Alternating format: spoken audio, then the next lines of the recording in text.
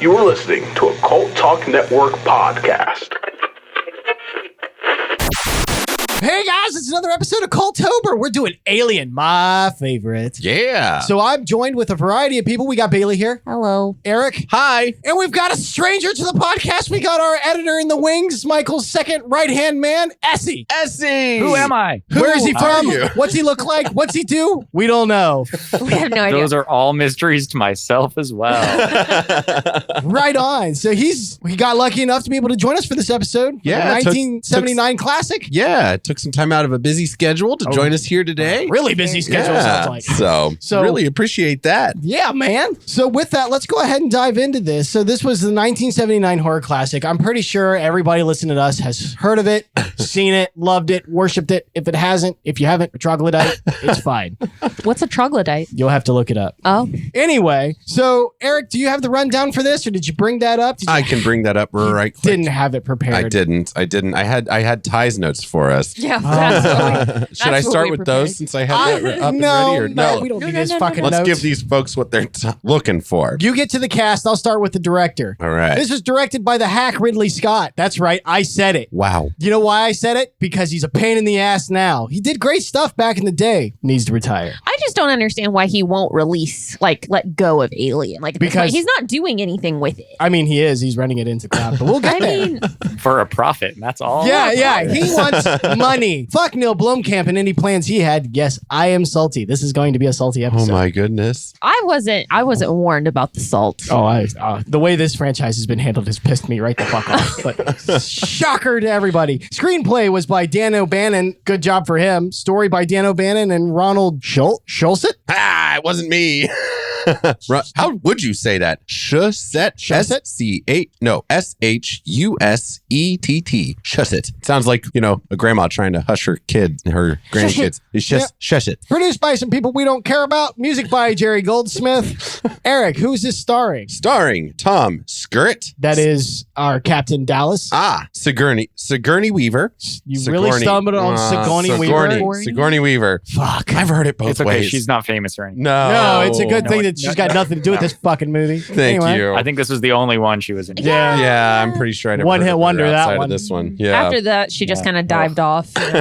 No. We have Veronica Cartwright, Harry Dean Stanton. By the way, that was Ripley. Veronica Cartwright, I believe, is Lambert. Yep. Harry Dean Stanton is, if I remember, Brett, We have John Hurt, who is Kane. Ian Holm, Ash Yaphet Kotto. Parker. Boom. There you we go. did. We did it. There's the cast of Alien, a movie you may have heard of. I really want to put a mix together of all of us just mispronouncing names. Because, it's across the board. Whatever.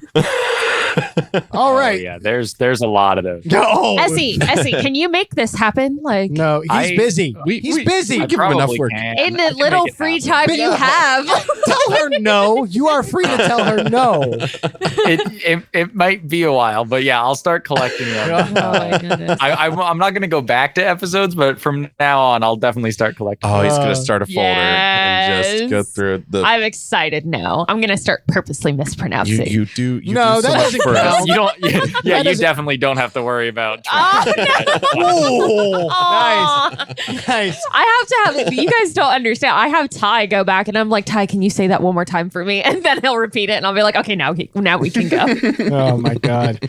So this was released on May 25th, 1979. Does anybody want to guess what the budget was? Ooh, It was low. I How know low? that. Anybody got a guess? I'm gonna 1 say, million. You say 1 1 million. million. It's not that low. Come I'm on. gonna say 14 million. 12. 12. Essie, you got a guess? Or do you, I'm going to go with 7. 7? mil. All right. So it was 11 million was the budget. So Ah. Eric wins by Proximity. what is that?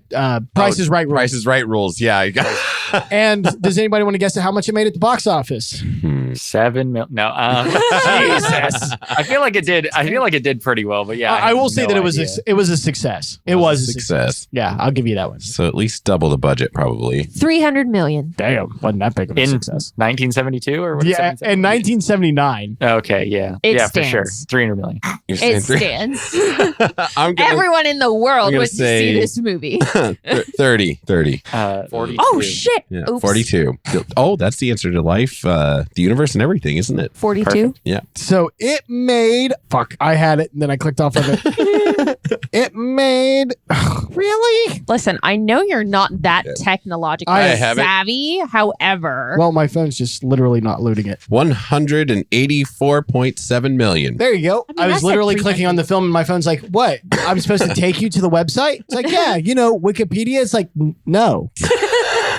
Figures. So yeah, it was a success. 104, what did you say? 141 million? 184.7. 184.7. So that's That is definitely a lot more than I would have thought. No it is. kidding. It's Yeah. not 300 million. I mean, Yeah. it's damn sure close. I wouldn't have guessed more than 100 million myself, really. Yeah, I felt like that was high. Well- Damn, good for them. Yeah, definitely. So it definitely made its budget back. And I mean, I think it's very obvious as to the whys of it. The story is, I'm going to be blowing this movie a lot. Anyway, let's get to the movie itself. So All right. we've got a fairly small cast here. We've got 7. This is basically, I've heard it described as truckers in space. That's not a bad way to describe it. Yeah. And in fact, I think that's the way it was pitched. Was Truckers in space. Truckers in space. You got a cast of 7. Yeah. We named them off at the beginning. Nice type. I like it. Yeah. Even with a really small cast, they really knew how to milk that intro, didn't they? Oh my You gosh. can really Yeah. no tell, kidding. like you can tell how old a movie is by how long the opening credits are, because there's no way our TikTok brains these days are like more than 30 seconds and we're not in the action yet. Get the fuck out of here. I'm walking out of it. Yeah. You are so right. Yeah, that's Got to grab their attention quick Yeah, now. but you know what's interesting about that is that while that's true, like the pacing and stuff of films is getting shorter and shorter and shorter, the overall length of films is actually getting longer and longer. Yeah. Yeah, there's no middle ground anymore. It's either got to be 60 seconds and done or 3 hours plus. And Yeah, but those 3-hour movies are really like 4 movies crammed into one. That's a good point. Yeah. Yeah. And they're moving at quite a pace too. and they're cooked, packaged, and slapped onto your face like a fucking cheap meal. Just vomit it out onto the screen for you. Gee whiz. just tell us how you really feel. I always do.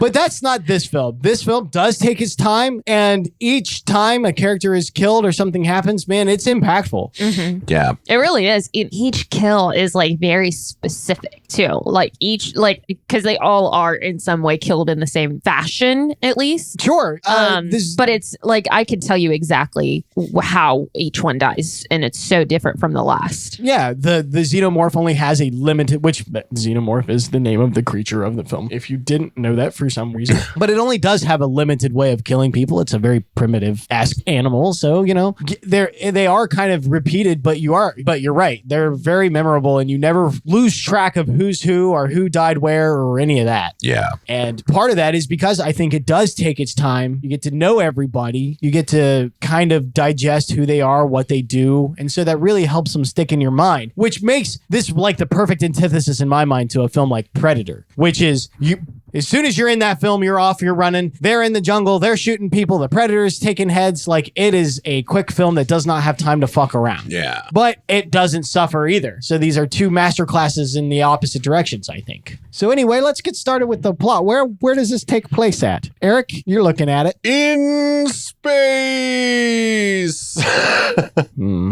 Sorry. Okay. So we are starting off with the ship, the Nostromo, which is returning to Earth with its 7 crew members. Yeah, I was commenting at this. This ship is capable of holding 20 million tons of refined ore. It's manned by 7 fucking people. Yeah. If I didn't know any better, I'd say this was a Disney production. Although that's pretty nuts, but it kind of makes sense. It's like, how many people do you really like in space? You can build something with a lot of space in it, and it wouldn't take too much to get it adrift, Hey, Eric, how many times can you work the word space into a single sentence? I could space it out a little more if you want. I think you have the space to do so. Space. As he's looking at us like, I've jumped into a realm of kindergartners.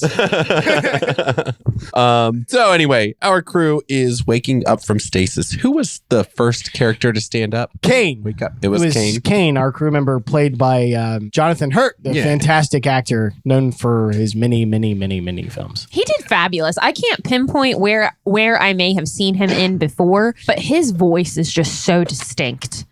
He was the president. Oh my God, I'm gonna have to look him up. He was the president in V for Vendetta. He was he was one of the good guys in Kingdom of the Crystal Skull, which really hurts. Scarred me for life. That movie was terrible. That movie scared the shit out of me. That was another one that my younger sibling absolutely adored that like terrified me. I'm starting to catch a theme here. Wait, what terrified you? The Kingdom of Crystal Skull. Or The Indiana Jones movie? Oh no, I was thinking of Probably Temple of Doom. yeah. That was Okay. a horrifying one. Yeah. I was gonna say Crystal Skull is horrifying, but for a completely different reason. Yeah, that's the writing is just. Yeah. Essy, you've never heard me say this. Everybody else is tired of hearing me say this, but you know how I knew that film was going to be fucked? I was sitting in the theater and I realized that they badly CGI'd a prairie dog. Like, that is the height of laziness. How hard is it to go out and find a fucking prairie dog? Like, they're everywhere. I'm pretty sure I have footage just on my phone of a prairie dog. Right. Yeah, there you go. Yeah, Not hard at all. exactly. That is my point. They live in like God only knows how many of our whole Great Plains. So he was in Harry Potter. Oh. He was Ollivander. Oh, Ollivander, the guy selling wands. Yeah. Okay. Oh, There you go. Wow. That's where. Boy, I didn't put that together at all. Yeah. But I mean, He is. Yeah. he was has been also a lot. Professor. Oh my God, he was Professor Brom. He was Hellboy's father in the Hellboy wow. movies. Like, this guy's been in a lot of shit. And very different characters. Babe, you like the movie The Skeleton Key, right? Mm-hmm. He was in that. Who did he play it up? Ben Devereaux. Fuck, I think that was the.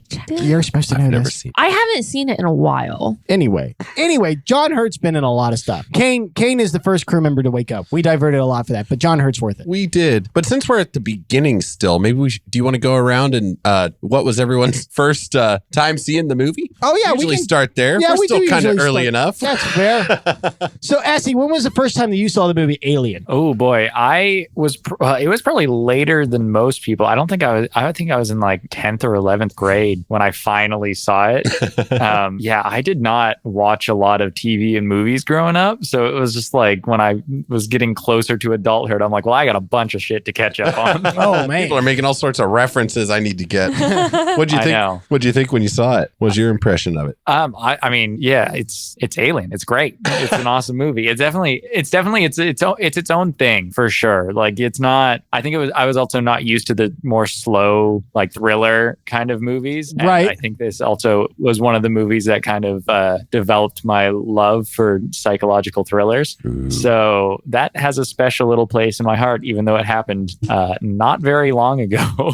I mean, but that's a fantastic introduction. Yeah. There's nothing Oh, wrong yeah. with learning late if you're learning from like the classics. Yeah. It's fine. You were Exactly. the targeted age group at that point. Absolutely. So, at least yeah. there's that. That's true. I guess I waited until the perfect time. Right. I mean, Unintentionally. what about you, Eric? When was the first time you saw Alien? Oh, it's kind of hard to say. It was probably when I was pretty young for the first time, like parts of it and stuff like that. Like, my parents didn't really let me watch like horror movies that were too adult, right? Sure. You know, but like I remember early on, some of the kills from it from early on and being really creeped out. I mean, the beginning of Jurassic Park spooked me as a kid. You know what I mean? So like my first experience with this movie was probably in pieces. Oh. It was very scary though. What about you, babe? With You was the first time I saw this one. Stock answer. I know, right? Like, it's shocking. No, but we saw this because this is your second favorite. This is on the list of favorites. Yeah, this is probably my favorite horror movie because I don't call Aliens a horror movie. It's more of an action movie with horror in it, is how I classify that. But this is definitely my favorite horror movie, probably. No, but I fell in love with it. Aliens is definitely my favorite of the bunch. But yeah, I love this one. It creates a lot of story, and it gives you a lot of story around Ripley and a lot of character arc. And I don't think you can watch this one and Aliens and not fully appreciate Ripley's character development is the thing. Oh, for sure. Her character arc between the two films, excluding the third one, although you can leave in the third one if up for punches in the testicles, is fantastic. There's a reason why her character has gone down in history and settles there firmly, will always be there. It's Yeah. masterfully done, masterfully performed by Sigourney Weaver. Iconic. Definitely. I couldn't tell you when the first time I saw this is. This is I had 3 like packs of movies. I had the trilogy of Star Wars, I had the 2 Terminator films, and then I had the 3 Alien films. These were like the 3 collections that I had growing up. So this was always just part of my library. I can remember being small enough to where I would hide around the corner of the wall and watch with just my nose peeking out around the corner as Kane was being killed by the chest burster. I did not watch it. So, I wasn't a complete wuss, but I definitely wanted some distance and a barrier between me and it.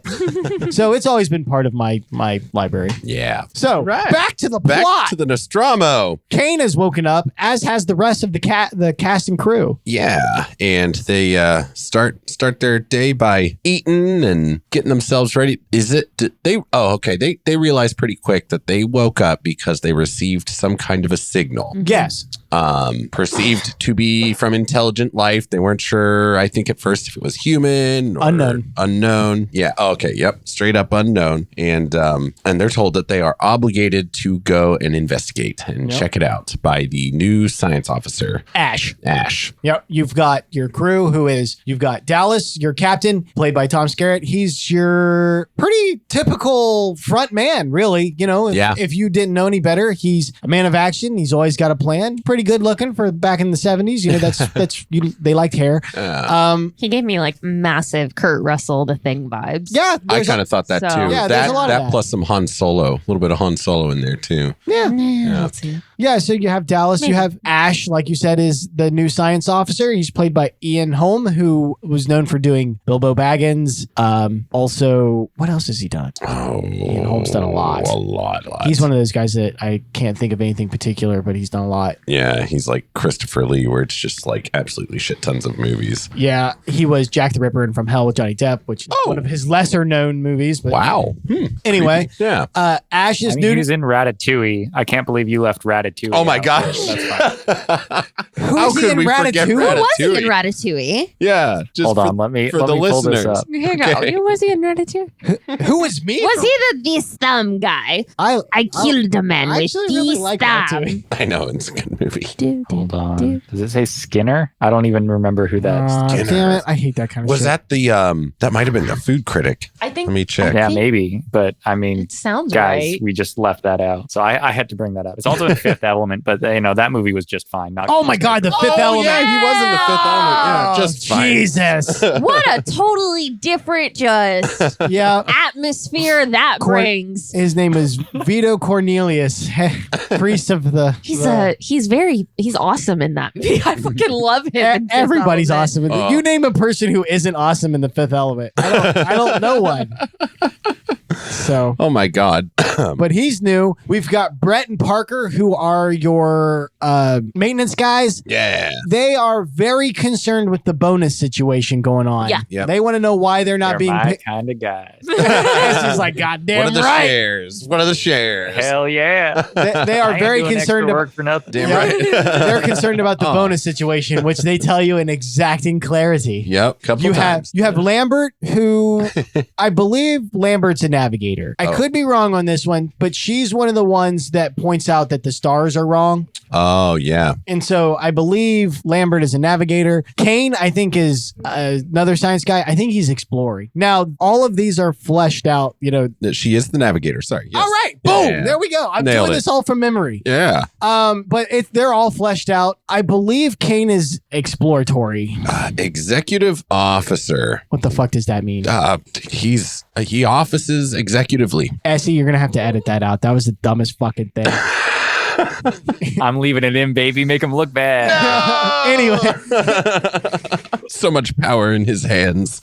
I know. You guys have no control over what happens in this episode, even though I'm sitting back not doing much. How does it feel to be God? Oh, it just feels like a normal day for me.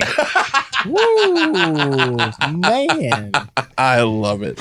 All hail Essy. Anyway, they figured out that Mother, which is the ship, has intercepted a transmission from an unknown planet, which is a really small, it's a planetoid, I think they said, which is planet light. Yeah, Planet Light. It's on a diet. which ends up being LV-426 designated in the future, but that's not topical for now. Go listen to the my birthday episode that we did on aliens. He remembers that, but not executive officer. Your memory is amazing. I love it. Fight me! Seriously. No, it's kind of the important shit. Yeah, exactly. Yeah, you got the numbers and everything down. It's good. I'm with you. Yeah. So Parker doesn't want to do anything about this until Ash reminds him of a clause. Parker, you know what? Parker likes to ramble about the contract, but apparently he hasn't read it very much. You find that a lot. People who will go When on have about you the ever contract. read- I'm a When have you realtor. ever read the terms of service? I'm Right. a You check the realtor, box. man. I read them all the fucking You do. time. You do. Okay. Yeah, but you get paid to do it. The three of us schmucks. Yeah. Okay. We hit we hit okay, we're and done. sell our information to the highest bidder. We do, exactly. I'll sign it over. Whatever gets me money quicker. That's true, but I'm also not sitting there bitching about the thing that I haven't read either. Like, if I'm going That's to called being an American, baby. if I'm going to my boss and I'm going to complain about something that is in my I'm going to at least know what I'm talking about. Jeez. I won't necessarily. But also, this kind of bites Parker in the ass because he doesn't, we'll jump ahead a little bit. He doesn't realize that they're guaranteed full shares by law. Yep. And that the only reason why nobody's telling him this is because they're being kind of dicks about it. Or at least he is. Yeah. Brett is kind of funny in that Brett will totally allow Parker to make all these arguments and just piss everybody off in the room, saying everything that he wants to say, but all Brett will say is, right. And so nobody gets mad at Brett, everybody gets mad at Parker. It's really kind of clever. You tell him. So they sat down on this planet and they want to wait for sun to come up because the planet's really shitty. It's got a storm and all this. But Kane insists on going walkabout. So they go out to the ship where we first get a look at something alien, which is you can really tell the things that are human designed and things that are not. Yeah. One of the really cool ways they did this was by allowing all the alien tech to be designed by an artist by the name of H.R. Geiger. Oh, yeah. Which is a very famous. Yep. If you look up any of his stuff and then you look at the Xenomorph, you go, oh, right. that's where it came from. Yeah. It's very spiny. Yeah. Biomechanical is probably the way I would describe Geiger's stuff. It felt like being inside of a body, being in the alien's big ship. Well, sure. If you look at when they're moving into the ship, the openings they go through look vaginal. Yeah. Is the word I'm going to use. Yeah, and then you get the weird ridges and stuff through their hallways that look very reminded me of esophagus or the inner the ribs around a spine or something like that, Yeah, oh yeah. This is a big kind of affect for the Xenomorphs going forward. Right. I don't think anybody would deny that what H.R. Geiger came up with was a terrifying design, but also really iconic. I mean, there's nothing that looks like a Xenomorph or anything. It's so iconic that things that aren't Xenomorph like you could take somebody that has seen Alien or Aliens and show them an H.R. Geiger painting and they could have no idea who this man is, what his connection is to the franchise, and they would instantly recognize that look. Right. Yeah. Another one he did is the movie Species. It has Oh, yeah. Species is With Adrian Brody. No. Oh, that's Splice. That's Splice. I should stop guessing. I like Splice too. Yeah. It's a weird movie. It's weird. It's Yeah. one of the ones where they actually have sex with the monster. That one in the shape of water. But anyway, no, we'll have to watch Species. Species is interesting. It's about an alien that looks like a girl that reproduces very violently. But he came up with the creature as well. And I thought that movie was called Teeth, but is that something else? Why? That was, I guess, a terrible joke. Do you guys not know what it is? Oh, we do. That's the dead silence you hear. Of course, Bailey doesn't. That's not hard. Ben was not prepared for this. That silence was shame, Essy. Not. It's okay. He can add a laugh well, track that's fair. later. Yeah, exactly. I'll let it out. All my embarrassing shit. And Bring up. You'll have look up that movie on your own. Which one? Teeth? Teeth. Don't. Well, Do it. She's babysitting my mom's dogs right now Out at recording time. alone. You can watch that all by yourself. Oh, there you alone by myself. Yep. Is it going to be like the time you left me to finish watching Turner and Hooch by myself? No, you cannot compare Teeth to Turner and Hooch. I just meant am I going to be emotionally scarred like I was at the end of Turner and Hooch? I literally Either emotionally scarred or empowered. Are they going for empowerment with that movie? I don't know if they knew what they were going for in that movie. If I'm going to be completely honest. Oh man. I'm not sure either. Okay. I'll have Anna come down and watch it with me. Yeah, there you go. There we go. I'm gonna be like, Anna, we have a movie to watch. Anna probably knows what it is. Well, anyway, fuck, where were we at? I don't God know. damn it, Essy. We're walking into I an really threw you. We're Now, walking that's into a what I- vagina with baby. teeth. All right, that's where we are in the movie. Whoa, spoilers. Come on. Spoilers. Bailey hasn't seen it. We just went over this. I can't. She doesn't know if we're telling the truth or not, Essy. This is even. Listen, So I wouldn't be shocked. Is all I'm saying. you will be. Oh, You will be. okay. So we're walking into an H.R. Geiger painting. A ship, yeah.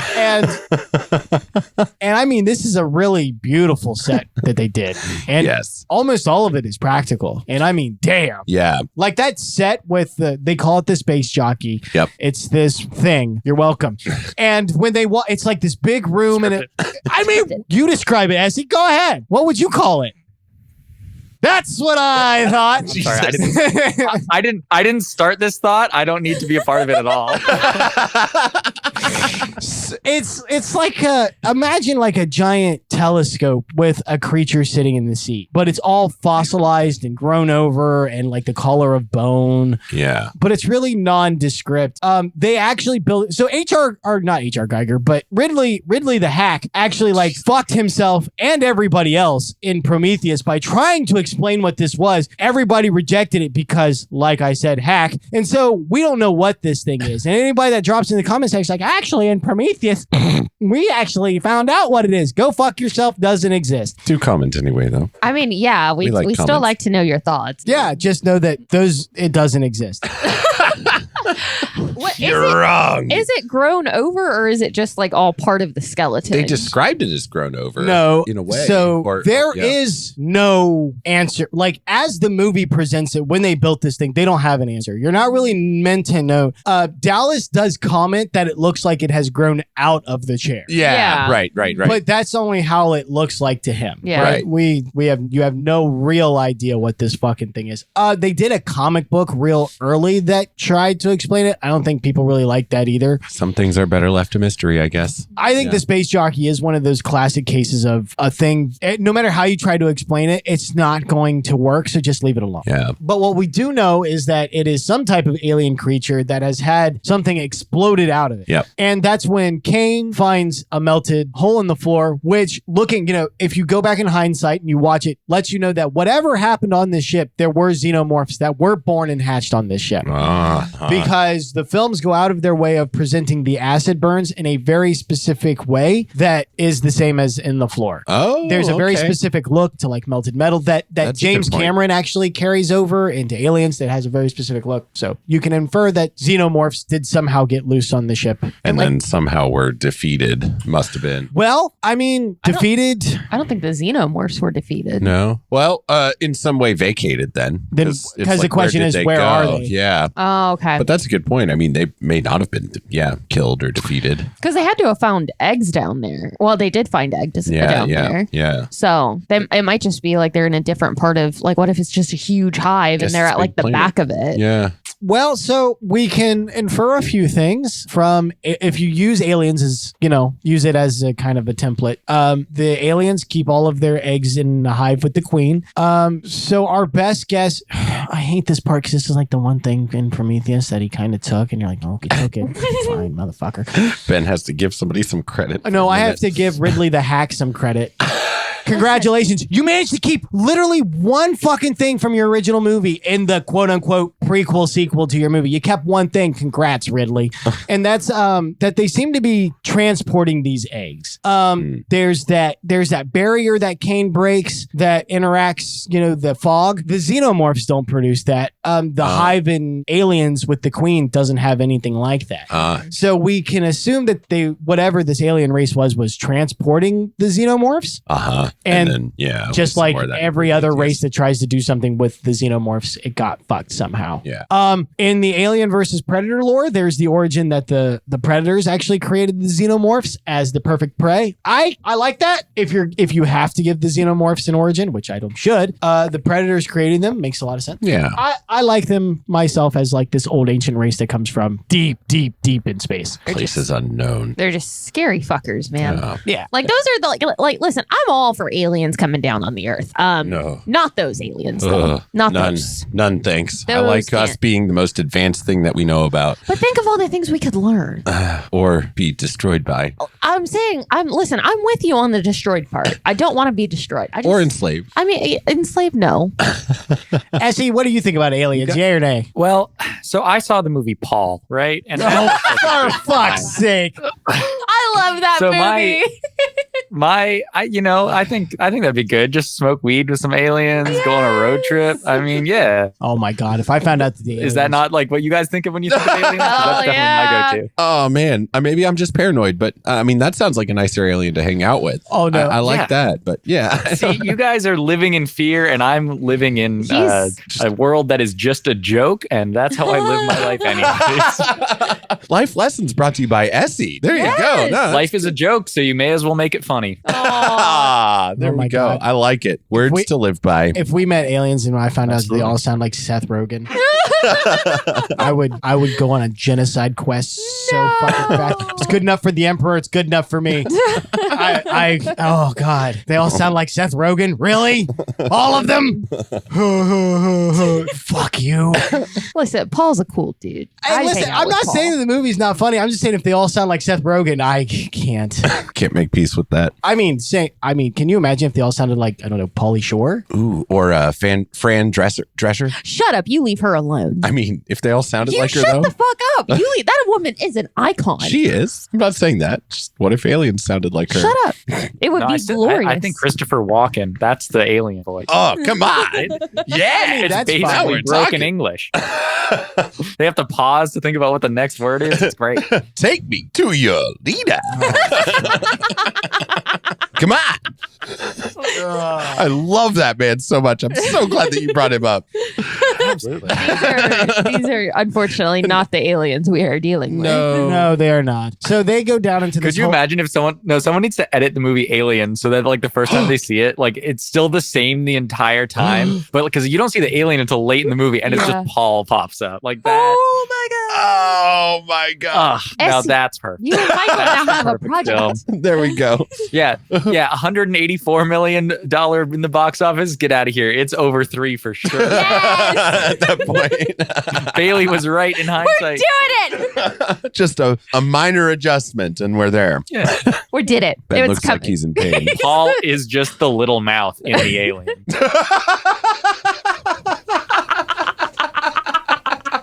It's Paul's evolution. It's just Seth Rogen voice is the last thing you ever hear. Ben looks like he's in so much pain. Listen, I'm more afraid. Well, I hope everybody enjoyed having Essy on this fucking episode because it ain't never happening again. Never. Michael, you again, rat bastard baby. for soiling Never us again. with this motherfucker. I hope y'all have a good Cultober good night.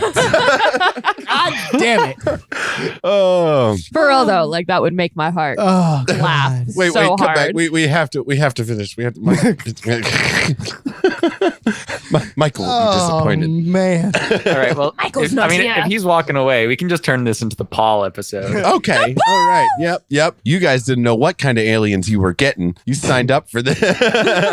Yeah, you thought it was the film? No, Yeah. it's just aliens. It's just in the general. topic. Just alien.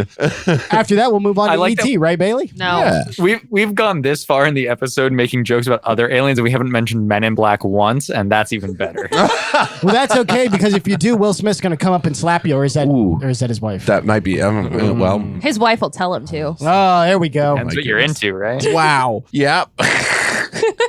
You know what he's not into? Having sex with his wife.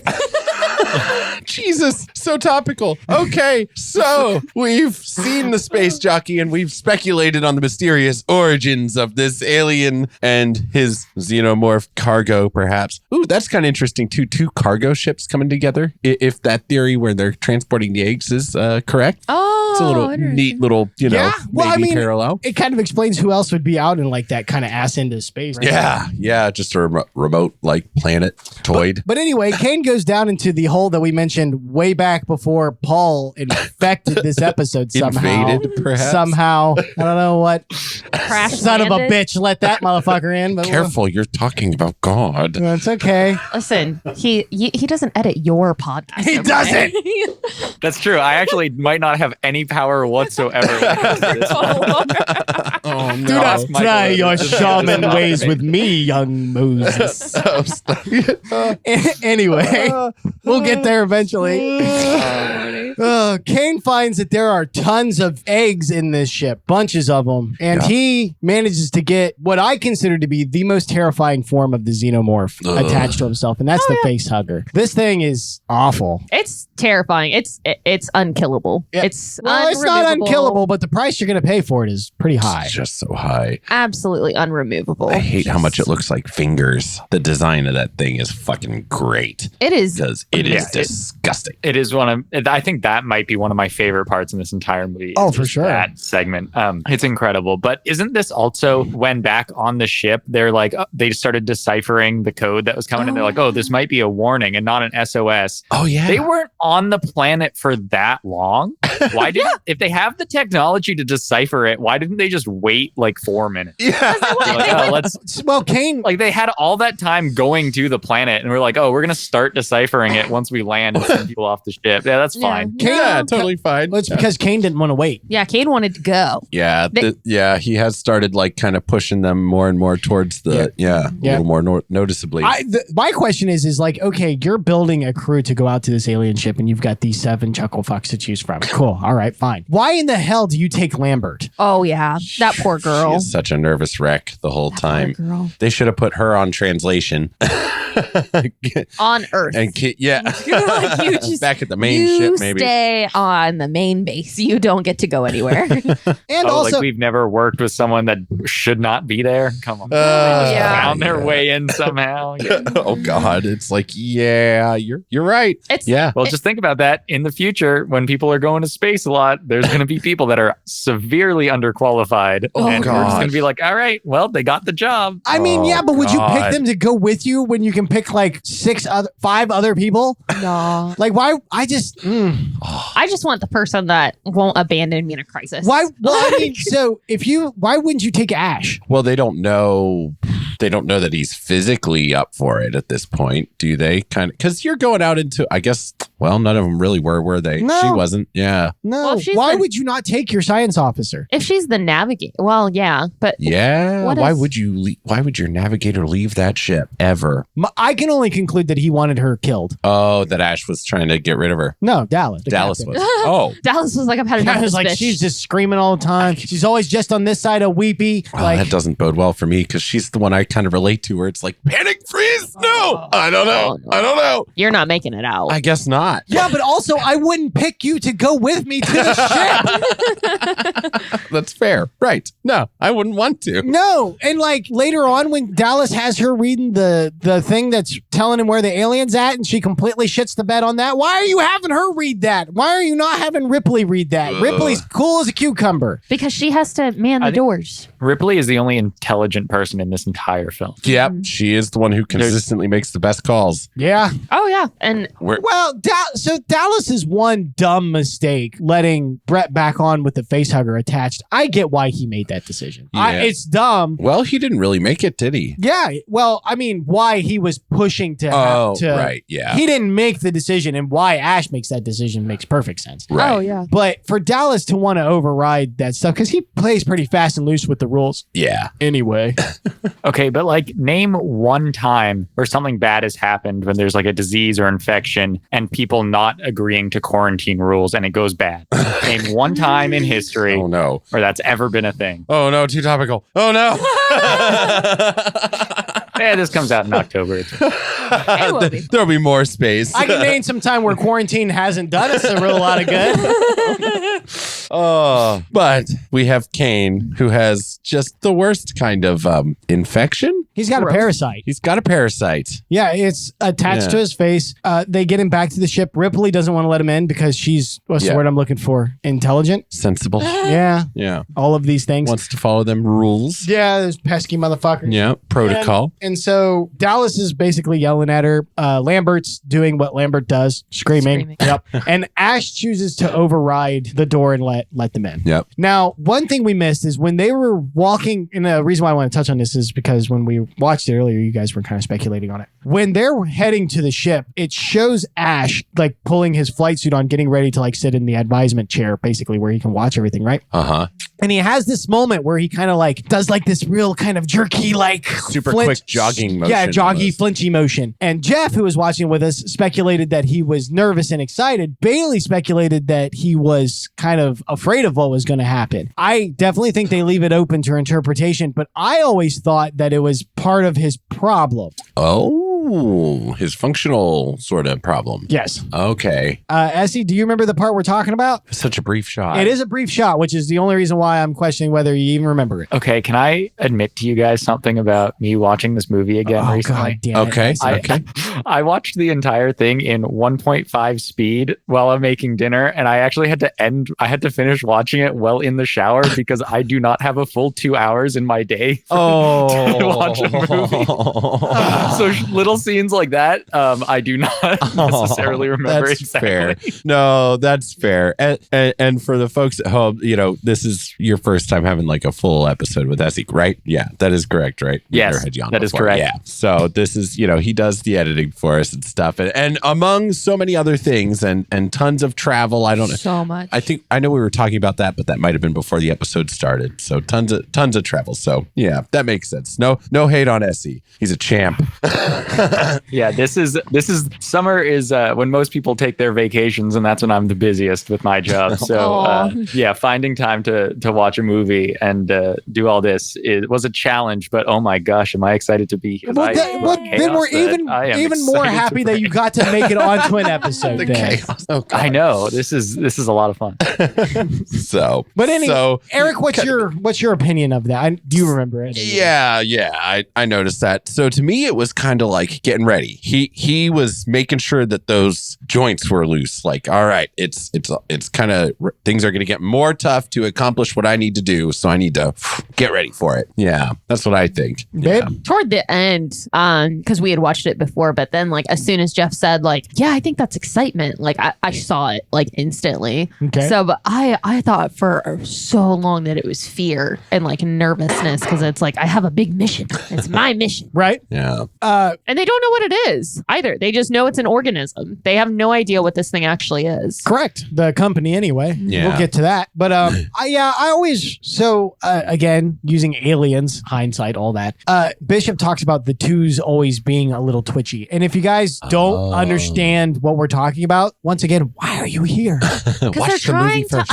Turn it off. Yes, I'm telling you to turn us off and go watch the fucking movie and then come back. Yeah. There's no reason for you to be here if you don't understand what we're talking about. But come back. Yeah, come back. Come but back. but go watch the thing. Yeah. He says the twos were always twitchy, and then when he starts acting out, he starts acting kind of jerky. And I always just thought that perhaps they really did have a kind of screw loose. Yeah, he started making some weird noises before he really started taking any blows. Right. So Yeah. that's a good point. So anyway, Yeah. Okay. So I like that theory. they let Kane on, and they're basically everybody who's not Ash and Dallas is wondering why the hell they don't freeze him, why they let him onto the ship, like. Yeah. But Ash and Dallas are just trying to figure out what this thing is and how to get it off of him, and they discover a few things. They discover that it is putting a tube down his throat to feed him oxygen and other things. It has basically adhesive to its finger joints that if you try to pry it off the face, it will tear your skin and just basically rip your whole face off with it. Yep. And you can't cut it off because it has got really, really, really concentrated acid for blood. The tail wraps around your neck as well. Yeah. So if you like the moment they started sort of lifting up on the finger, it tightened its grip on the neck. So if it's not going to kill you one out of the three ways, it'll get you on the fourth. Like, So I think I read in a trivia section on IMDb that the acid was the idea of whoever the art director was, because they had kind of run into a bit of a wall with the script writing where it's like, okay, how do we make it difficult for them to kill this thing without making it unkillable? And so he had suggested make the blood acid to make it, Nice. cost. I like that. So, yeah. That's super cool. Oh, something else real quick while I'm on the trivia thought. H.R. Geiger, he was the one who they based the drawings, obviously based a lot of the design on him. And he was the one who had the idea of taking away the alien's eyes, like not having eyes on it. really? Yeah. So, did it. Michael usually does trivia when he's on. I have done it. So how did the xenomorphs hunt then? This one's always fuzzy for me. So I don't think they ever really talk about it. They communicate themselves psychically between the hive mind. Okay. A lot of people, and I think the way the games and stuff was pheromones. They track pheromone okay. signature like insects. Okay. That makes sense. Yeah. Because they're built like insects too, with their skeletons on the outside and that hard They remind me of exterior ants. shell. They are very ant-like, which of course they reference in the Right. director's cut. Oh, But yeah. It's bees. yeah, but they decide to basically they're going to freeze him and store him and then head home when it comes off on its own and dies. Yep. Kawinky dink. Yeah. That was such a great scene where it's like they look in and it's not on his face anymore. Right. And it's like, where the fuck is this thing? And they search around the room and its dead body falls on Ripley. Yeah. Now it kind of looked like Ash poked it. Like he was kind of poking at something and then it fell on her. And I don't know where he was compared to her in the geography Not of the quite. scene. He was across the room. Okay. She was facing him. His back was to her. Okay. Just the way they cut it together kind of made me think that maybe he had done that like as a little. No. He's also a prankster. It's like the rubber snake prank, except with a face hugger. Fucking dead alien. Oh my God. That steps it up, baby. Yeah.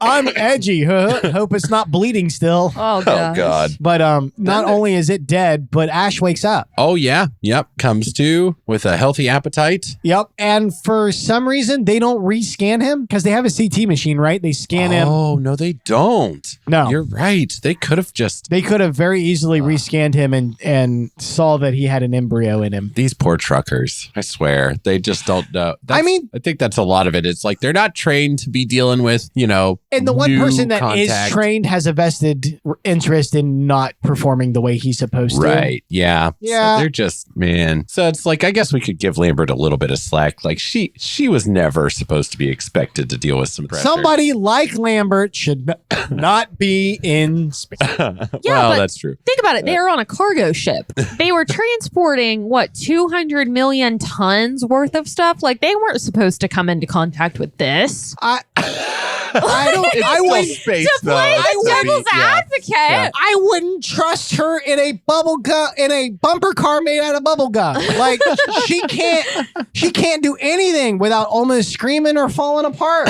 I mean, she's had a rough time. I'm not saying she hasn't. I'm saying she shouldn't have been there in the first place. I mean, yes. I mean, yeah. I don't understand why she wants to be there. No, you know what? Never mind. When we worked in the ER, there was a woman that worked there. I won't say her name, but she was a very nice lady, but she in no way, shape, or form was designed to work in emergency medicine.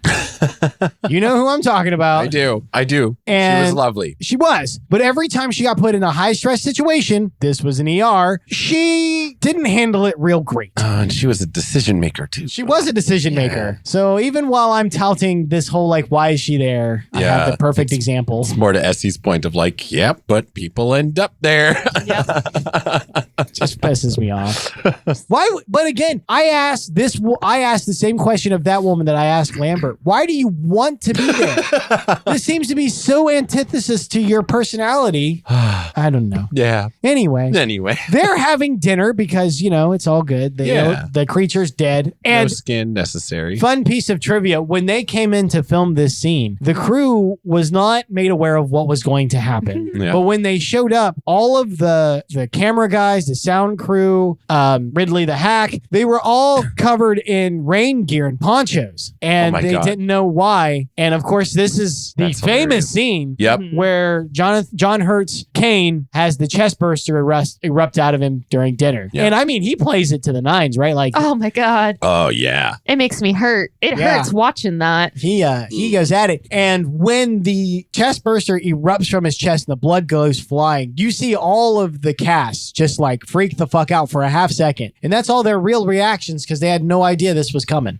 They pulled a mash. It was a surprise Yep. for him. Yeah, and for people that don't know what Bailey's talking about, there was a character that dies in MASH that only 2 characters in the entire show knew was going to die, and they only knew 10 minutes before filming the scene. And so everybody was set up, and they literally hand an actor who didn't know what he was supposed to read on a piece of paper, and they're like, "Go out and read this." And it was that this character had been killed. And so the actor who's supposed to read this can't memorize it, and so he just stumbles out onto the scene with the paper in his hand and reads the lines, and everybody just like falls apart. It's a beautiful, Genuine beautiful reactions. scene. Yeah. And like you could tell there are some pissed off Yeah, people in that room. There are some people that you can tell are looking off screen to like the camera people, like, what the fuck? And so, it's another instance of getting genuine reactions from your actors by lying your ass off to them, which is sometimes fine. That Bro, is something that directors do a lot. You hear a lot of stories about that where they're just like emotionally manipulating their performers. Are you that kind of director, Eric? I haven't been. I like it.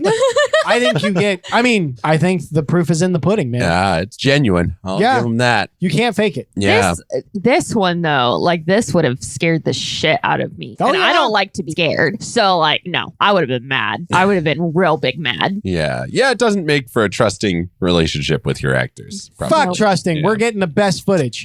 You know what? Me and Eric are amateur filmmakers. That's going to be our go-to. We're going to surprise our actors in every scene, whether it's an action scene, whether it's a sad scene, the sex scenes. That'll get No. real interesting. He is doing a lot of No. speaking for me that I am not necessarily agreeing with. I like the idea of surprise sex scenes. I That sounds, don't- yeah. No. Okay. No. So, I'm all about the surprise for action scenes. I think that is where we have to draw the line. All of us do. I'm pretty sure there have been some actors recently that gave some people surprise sex scenes. Oh and my that God. has not done over well for them. Harvey had a good run, damn it. no. No. No, too topical. No. I can see the spike now. So back to the current horrible surprise Right. So, of real gore being flung at actors yeah. because So, that was real animal insides. And that room is sprayed. I didn't Yep. notice this before, but even on like the back walls, like it's literally like someone took like a Windex Oh, spray yeah. bottle Well- and just went cheek, cheek. yeah, it's everywhere. Yep. It's disgusting. And I don't remember that much being on the actors on their costuming in Oh, that yeah. scene. Yeah, It depends on which actor you're looking at. True. The one that played Lambert, she got hosed pretty good. Yeah. Which Um, is why her character was probably so upset. Yeah, She was. she's actually the one they show the least in that scene. They show her in the background just catching a face full of blood, and her hand. She does like the classic surprise motion Yeah. where her hands are up by her head and stuff. And then they don't show her again. So I'm wondering if the actress really was pissed off Just when that. started getting real fucking pissed at them. Yeah, and stuff. I'm wondering if they had to. If her reaction was a Yeah. little bit more volatile than the others. So the editor was like, "All right, we'll stick to the shocked ones." Yeah. Yeah. But anyway, this little chest burster, it's a little weasel looking thing, comes out and runs across the table and vanishes. Yep. Yep. Scurries away. There's the prairie dog shot for Hey, I know. That chest burster looked more realistic than the prairie dog at the beginning of Kingdom of the Crystal Skull. Sure did. But yeah, I can't believe they copied that chest burster scene from Spaceballs. That was crazy. Oh wow! No, you're right. That is crazy. And they even got the same actor to come back and redo it for the horror version. Yeah. Oh my gosh. Crazy. So the alien has vanished off of the dining room scene, and what we're left with is they have to try to figure out a way to track this thing down on a massive ship. Yes. And what we're left with is Ash, who, we've already said, we've already told you guys, you can't trust him. But in the film, by now, they've dropped enough hints that you should be suspecting that there's something up with this guy. Right. One of the, excuse me, one of the big things is that when Kane is having his attack, right before he starts having his attack, he starts kind of choking on his food, and Ash is already watching him. Yeah. Yep. He's first one to but he notice. doesn't say anything. No. So you should be suspicious of Ash by now. And the fact that Ash is the one that comes up with the motion detector thing to detect the Xenomorph should make you feel uncomfortable. Yeah. And they actually comment on this later, but most people miss these lines. Oh? I'm 90% sure that it's Parker, but it could be Dallas that says this. When they're walking through an area and they're using the motion sensors, somebody very quietly says, because the way Ash describes it is what the machine does is it detects micro changes in air density. That's what it does. And so it's got to be Parker. I'm pretty sure it's Parker, but he just kind of mumbles under his breath when they're using it. He goes, micro changes in air density, my ass. And he's an engineer, so he would know. So he has some idea that this thing doesn't do whatever Ash says it does. And in my opinion, my own speculation is that Ash is able to design something to lock onto the Xenomorph because he's more aware of it than what he's right. Wow. Okay. And there's protocol that he knows about that they just don't. Right. So okay. So it's almost a throwaway line. I wish they had bumped the volume up on it a little bit more so people could hear it. But he definitely says like micro changes my ass. Yeah. Wow. Oh, see, I love subtle shit being in there like that in movies. It might just be one of those things where it's like not everybody's meant to catch it that first go around. Oh yeah. Right. Yeah. I agree. But what I like about that line in particular is that it helps it takes a little bit of the comedy off of Parker. It's like he isn't an idiot. Right. He just acts like one because he does like to charge into situations with his head firmly between his cheeks.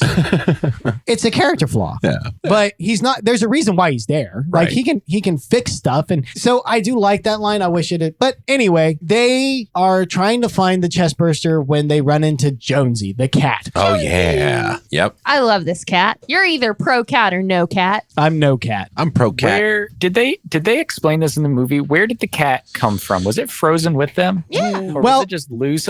We were talking about that ourselves. Well, so we don't know who Jonesy's owner is per se, right? But we see at the end of the movie, spoiler, that Jonesy can go hibernation, no problem. Right. So I'm assuming that he was in hibernation with the crew. Right. We just didn't see. I was looking for it, when we saw that first opening shot where all the things opened up, and we didn't see the cat at that particular point. So I'm not sure where it was, but we couldn't clearly see into their pods either. I'm going to assume that he was hibernating. Yeah. The only one we could really see into was Kane's there at the beginning. Right. Yeah. So. Yeah. So he wasn't with Kane. He's not close with Kane. And people wonder, like, why would you have a cat on that ship? That actually makes sense to me. I could see a reason, like, if you have a small crew that's going to be out on a ship for a long time. And of course, we're assuming that they've done away with all the problems with bone density, gravity, yada, yada, yada, yada. Right. There would be a benefit to having a small pet on board for your crew. Yeah. And honestly, like rodents used to get aboard sea ships all the time. There's an argument to be made that they'd be getting aboard big cargo ships that were going through space. It's Lambert's emotional support animal.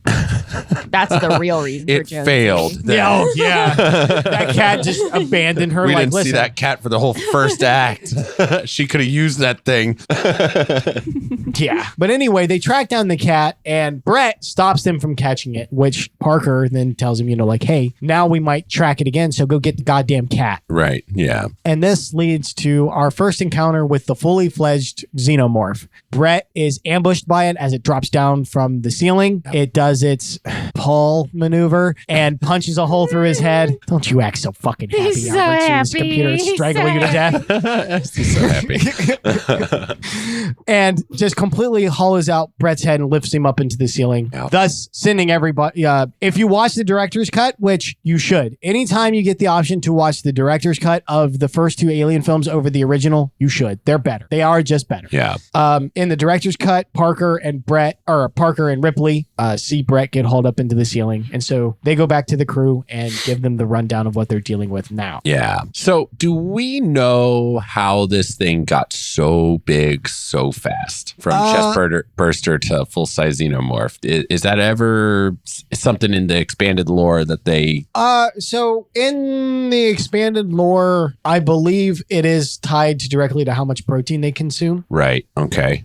In this film. Right. I think it's just left to be part of its natural process. So one of the things that you have to resist when taking this film and Aliens by itself, taking these two in isolation, you have to resist asking a whole lot of questions because the name of the game is Alien, right? Right. Everything about this is supposed to be something that we can't explain. A lot of it, you're supposed to be like, that's physically impossible. Right. And it's like, well, it's not. It's just we don't understand how it does it. Right. So a lot of these questions are left not answered for the benefit of the film, I think. Yeah. Right. Yeah. They do end up expanding with like, it has to eat more. It has to eat. A lot of times in the scenarios they present in the games specifically, because if you play as an alien, you do start off as a face hugger, go to chest burster. And, you have to find like small cockroaches and stuff that provides you enough mass. So it could have eaten pests. Yeah. As it exists standalone in the movies, I would just say that it's probably just part of their natural cycle. Yeah. I think these things are 100% bioengineered. I don't think they're a thing that occurs naturally in space. Right. So I don't think they strictly need sustenance, but I think it helps. Yeah. Yeah. My own opinion. Yeah. Cool. Just curious. Yeah. You know, there's a lot of mysteries here. So, Yeah.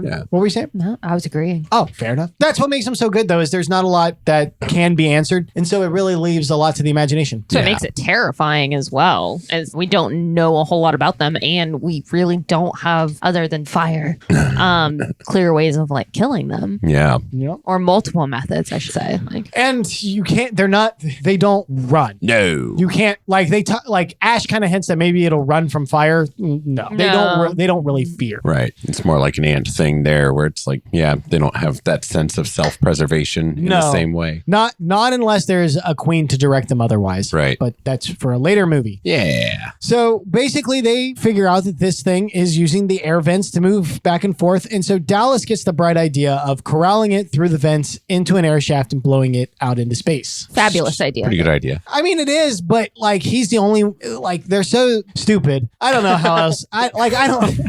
That he's the only one that goes into the vents with a single flamethrower, and he has Ripley and Ash on one side directing him from one area, solid, and then he has Lambert and Parker directing him from the other. This is what you would call a water wings moment, because the only a person so stupid that needs water wings would put Lambert in charge of reading a map in a high charge situation. So, as is predictable, she completely fucks this up. She loses the alien, like she's tracking it and where Dallas is at. She loses the alien on the machine, which actually might be a feature of Ash. Right. That could be some sabotage on his part. But then when it pops up back onto the radar and starts moving towards Dallas, she completely wigs out. Yeah. And loses all sense of descriptive ability and gets him killed. Yep. It's right behind you. It's coming towards you. Yeah. Just like you have to move, you have to go. And it's like, where, which direction? Yeah. And then she finally does say, not that way, but it's already lunging. Yeah. She just tells him, you have to leave. She says, just go. Doesn't tell him a direction. Doesn't tell him up or down. So he has a 50-50 choice. He picks the wrong direction. And instead of telling him to head up, she just goes, no, not that way. Yep. Thank you.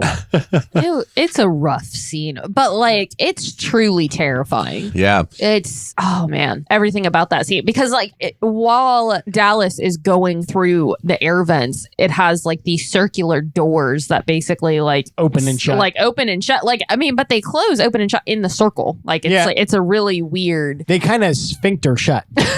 I wasn't going to describe it like that. A but sphincter, or like the aperture of a camera, the way it slides shut like that. Look like a metal booty hole. Just Yeah. That's whenever I'm operating my camera, that's exactly what I imagine now. Every single time that I'm changing the iris, you guys have screwed that into my brain, or I'm just going to go butthole. Butthole. It's buttholes. Clench your butthole. Unclench your butthole. So just know that that's going on through my brain about 3 times a week. listen, I'm you so Paul me, sorry. I'll booty hole you. It's fine. No. This is gonna, oh no. Yeah, you know what? That's fair. He is accepting. We are even here on Cult Talk Net. And don't you dare say we aren't. Trauma for Look, everyone. We're both mad about it. Yeah, At least neither I one can of us like accept it. that it's my fault.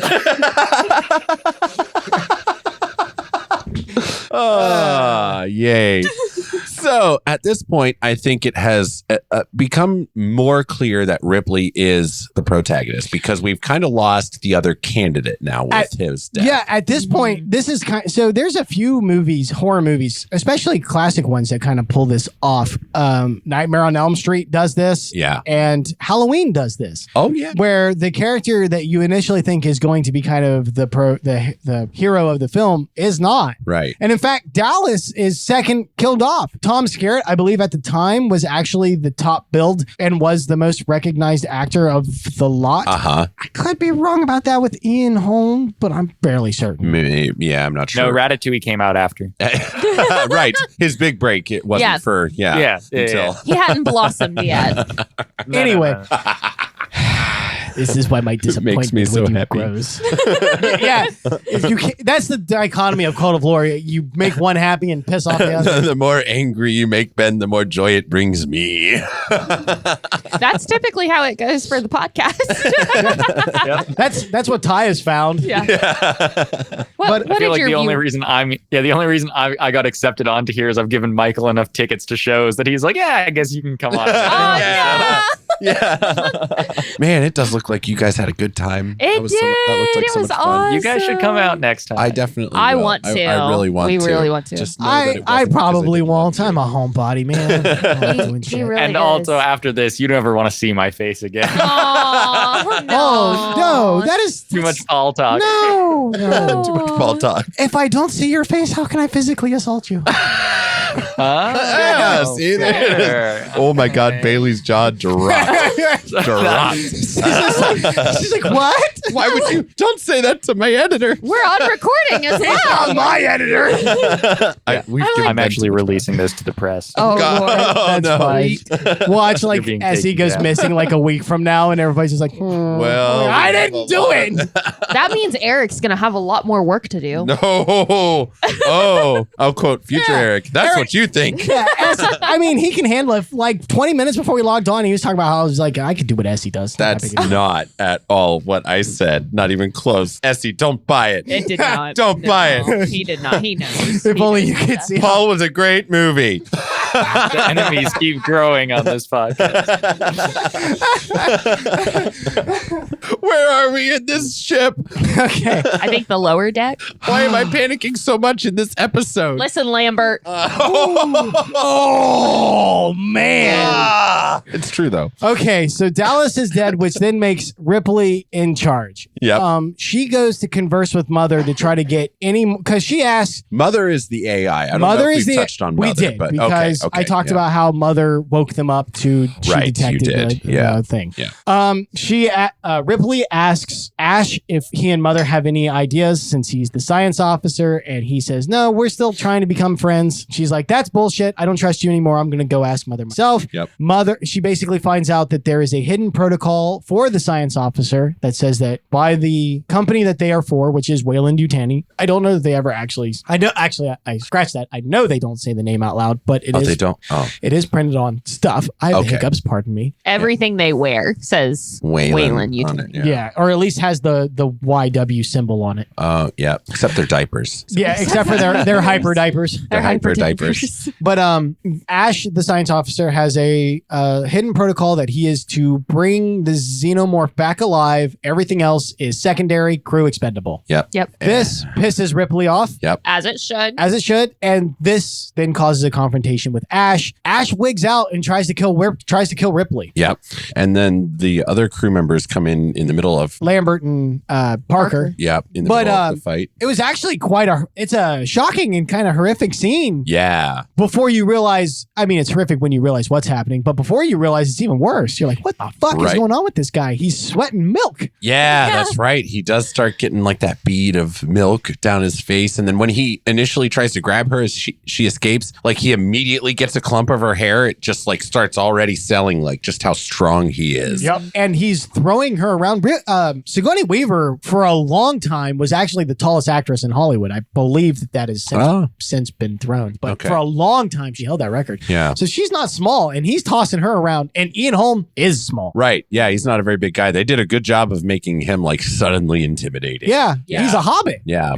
He is. Yep. And he's throwing her around. And then, I mean, like, it's actually quite like brutal in a not brutal looking way. He wraps up a magazine and starts shoving it down her throat. Yep. Which, like I said, it's terrific, but it's a cool way. It's a cool way to do a horrific kill without having to show a lot of blood or gore on screen, right? Right. Yeah. And it kind of, because usually you just like wrap your fingers around their throat and I'm choking them for a minute, but it kind of like escalated that. Yeah. It's almost hateful. It was a good escalation. Yeah. Very, very brutal and argumentative, arguably like symbolic of, a lot of the sexual stuff that people put into this movie, I mean, she was, that magazine was a porno. Oh, and it was, you're right. There was like all sorts of, it was by somebody's bed who had a bunch of like Playboy stuff. It was Parker's bed. Pasted all at Parker's bed. No, I'm betting. Oh, yeah. Probably. That would make more sense. Yeah. So it was, I was thinking that too. It's like, that's a porno. It's among all these pictures of like naked women and stuff. That to me, like with the magazine, like curling it up and putting it in her mouth, that to me was like, you wanted to watch that person suffer. Like that's a brutal way to die. It's a long way to die. It's awful. Yeah. I mean, that's I haven't done it, but I mean, that's terrible. Yeah. And reminiscent. Ooh, it's also very much like the face hugger. I never quite put it together. It's very much like the way that face huggers will get you. Like with I never the thought about it going that way. down the throat. Right. Yeah. Well, so I will tell you, pairs him with them a little bit more visually. Genius. So I will say this: H.R. Geiger also did the face hugger and the chest burster. He designed like that whole thing. Oh, okay. The original version of the chest burster was actually like the size of a turkey, and they were like, no, it's too big. It doesn't make sense. But he liked the idea. He actually came up with the idea of the face hugger putting the tube down the throat because he wanted to try to find a way to incorporate rape to a male character. Oh my! Yeah, and he thought that would make audiences really uncomfortable. It does. I was going to say, yeah. Well done. Yeah, yeah. Congrats, Mr. Geiger. You did it. But Parker and Lambert show up. Parker starts trying to wrestle Ash away from Ripley when Ash reaches over and grabs him by the chest and pretty much just drops him just by squeezing his titty. Yeah, yeah. I liked that. His hands felt so dangerous because of stuff like that happening. It really did hammer, like you said, just how strong he was. Yeah, because then later when he grips his shirt, you already have that idea of just how firm that grip is, and he ends up tearing away half the shirt. He does. From it. And so that was a good way of making that small guy just feel so dangerous with just how that clamp And so Parker pulls a, I think it's an air tank out. Some sort of air tank. I couldn't tell what that was. Yeah, it's some sort of air tank. And he just starts smashing him over the head, which then like basically decapitates him. Yep. And then it becomes revealed what's going on with Ash. And Parker says it better than any way I know how. He goes, he's a robot. Ash is a goddamn robot. Like that is some of the best dialogue. It's like, that is exactly what the audience was thinking. Yeah, hopefully. I remember being kind of confused. Like, why is it Milk? Is he an alien too? Yeah. You know? Yeah. Yeah, but you were also a kid. That's very true. Yeah. I was terrified. I was like, this is disgusting. You were also a kid. I was not a child. I was like in my early 20s. Thank you. So I guess sort of. Well, No. Essy, so you saw it at the appropriate age for the first time. What was your thoughts during the Milky robot reveal on that? Well, yeah, I don't think I really like. I think just to start with, just general confusion. Yeah.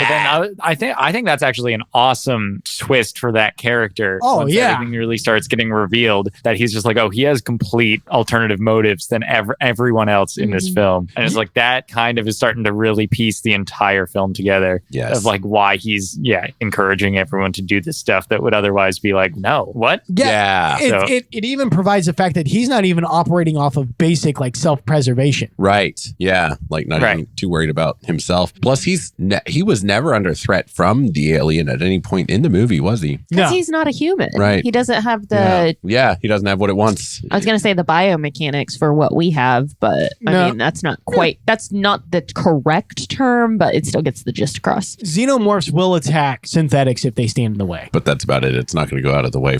They can't. Yeah. They can't use it for food or for eggs. So they're like normal. We saw that there was again using aliens as a reference for this, but there is a cut scene where Bishop is crawling through that pipe where he actually comes across a xenomorph and there's a pipe going this way and he's going that way. So it's like intersection and it's going left to right and he's going right, or he's going up. He's back going to front. east to west and it's going north to south. Right. We'll say. And they meet in this intersection and it actually stops and like kind of like whirls at him and then just keeps on going. Oh. But then later in Aliens, when he's between Ripley and the Queen hits him. Yep. Ah, So okay. kind of establishes that as long as they're not in the way or causing them some problem, they'll just bypass It doesn't them. care. No. Cool. So yeah, he was never at risk, but even if he was, it wouldn't matter. So like, if you thought you understood this character's motivations, like say you thought that he was evil, it's like, well, you can still count on him to make decisions for his own life. Right. Nope. Not at all. Not anymore. Not in this case. Yeah. So- doesn't care. I have to agree with Essy. I think it was a fantastic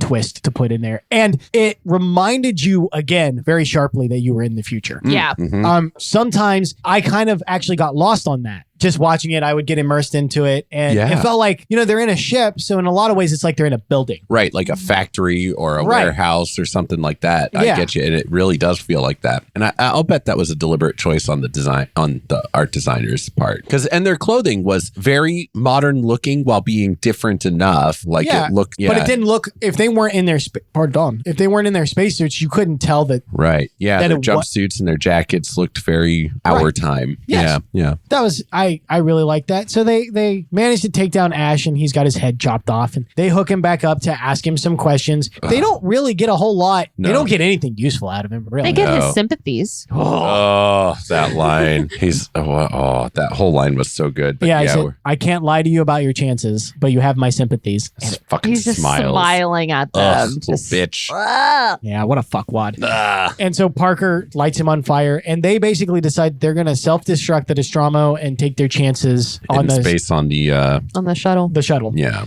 Ripley sends Parker and Lambert to go get coolant for the air filtration systems while she goes to set up the self-destruct beacon and get the shuttle ready and just get everything else Yeah. prepared.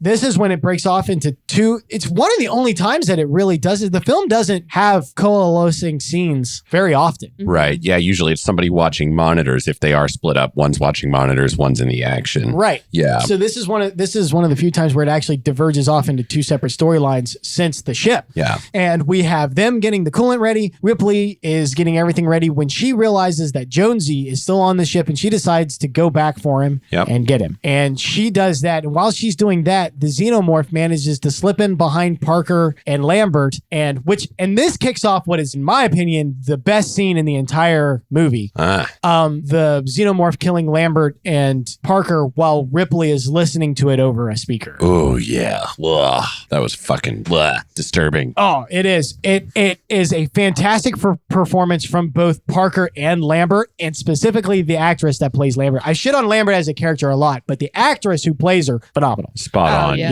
Yeah. Yeah. I usually don't like deaths to be off screen. Yeah. I feel like if you have made your audience spend a lot of time with a character, you need to be there when they die. Dallas notwithstanding. We'll get to that. But this one is one of the exceptions because you don't actually see Lambert die. You see Parker die. The Xenomorph is between them and it's moving towards Lambert when Parker decides to lunge at it because he can't catch it on fire without killing Lambert. Right.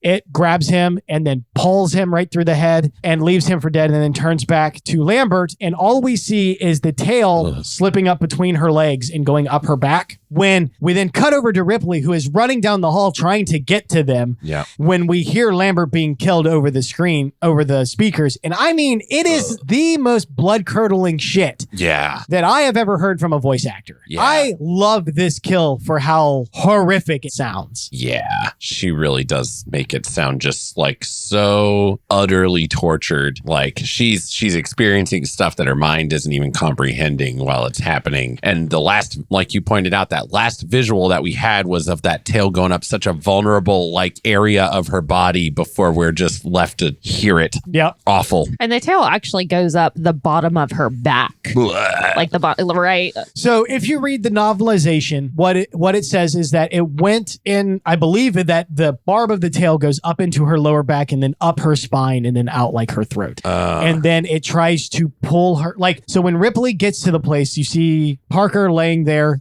where he was killed, and you don't see anything of Lambert except for a foot hanging off the wall and kind of swinging back and forth. And that's because that there is a specific time in her voice acting when she's killed where it sounds like she's choking a lot. Yep. That is the Xenomorph trying to drag her alive into the vents by its tail. And then the scream is when it can't get her and then just rips the tail out from her. Oh, And okay. so it just leaves her there dangling. Jesus Christ. horrific. Okay, I did wonder how her feet got dangly. So that's in the novelization. Right. Which they we have if you feel like reading. Yeah. I mean, it's absolutely horrific. But we were talking about earlier how exhausting it might have been to play Lambert, just because I'm sure it was. of how like Emotional. at heightened emotions she is at all times. And I mean, there's this one scene, the scene where they're all talking about how they're going forward with Dallas's plans. I know I'm backtracking a little bit. That's okay. That's okay. But you can just see her and she is utterly terrified. Like she is moist. Like she is sweaty. She is teary. She is I'm glad you clarified. Yeah. Eyes and forehead. eyes, are moist. forehead. And then at the end of the scene, she's got like a little bit of snot coming down too. Oh, It's like yeah. she's not okay. And you know, like when your eyes wall up like that, because you have to do several takes as an actress, right? Like your eyes get sore. Your eyes get sore and tired from regular crying. Right. Yeah. Your whole face gets sore from Yeah. regular crying if you're crying hard enough. Well, that's just because you ugly cry so much. We're not talking about me. No, I'm with you. You and I are the same in that regard, so it's fine. Listen, we're emotional people. It's fine. There's a song, Yeah, I think, that's called You're So Ugly When You Cry. Shut up. Oh, I gotta find that. Yeah, it's somewhere. Go ahead. What were you saying, Essy? I was nothing. Don't worry.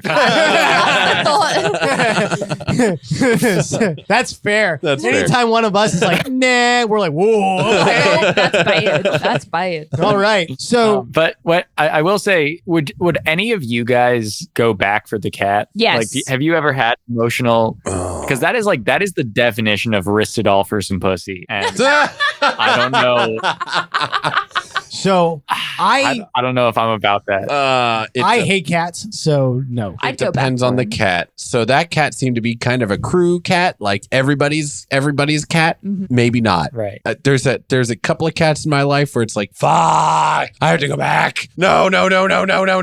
But yeah, that particular cat where it's like, the cat just lives on the ship all the time. I'm just not sure. Well, what it could be Ripley's It cat. could. If it was, then I get it. So I'll tell you the reason why I think it could possibly be Ripley's cat. The rest of them call him Jonesy. She's the only one that calls him by his actual name. Jones. That's a good point. Yeah. I'm going back for that cat, man. That Cat does not deserve to die like that. blown up, that's pretty painless. Quick compared to But everyone what else. if the Xenomorph gets to him before the blow up does? It's not going to get to It him. hasn't. And we see evidence that it didn't give a shit about the cat. Well, she doesn't know that though. Oh, right. Yeah. No, she doesn't. Does she? You're right. But so I wouldn't, because fuck cats. I like my cats dead and deep fried. You know, Jesus Christ. Bangkok Palace and all that. Oh my Wait, God. no.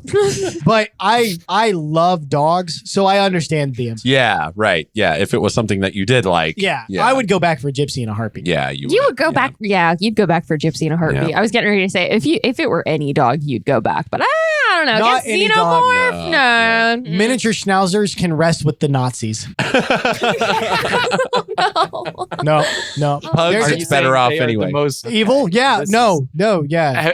I think we've gotten to a point where we're classifying dogs by which ones resemble Nazis the most. I feel like this is worse. This is worse than the Paul talk. So I feel like I'm in the clear again. Whatever. This is worse. I just said pugs because they look like they're miserable anyway. No. No. Schnauzers, I don't know. No, they're like, That's a I'm, merc they're like, killing. they're like, I'm a miniature schnauzer. I'm like, German? Schnauzer. Were you No. alive in the 1940s? Essie, would you go back for Jonesy? I'm allergic to cats. He's like, I fuck would no. not. Yeah. He's like, I no. would bring it onto the small ship that she's taken off on and be like, well, this is a terrible idea. Put your life at risk. I would have to jettison. He's like, I would save it and then have to jettison into space. Yeah, you just wouldn't have put it in the pod before you opened that. But yeah, if my dog, if my dog was back there, I would. Okay. Yeah, we're going. The See, chances would be good. Okay, I can get past the Paul talk. He's a dog guy. That's fine. Yeah, there you go. What kind of dog do you have? Well, I have a mix had a mix between. Oh, I'm sorry. The dog's still alive. I don't know why I said it like that. Oh, good. My ex Okay. just took it. She got the dog in the door. Oh, that bitch. Oh, I'm so sorry. But It was Fuck no. It was a Australian Shepherd coonhound mix, and it was black and tan.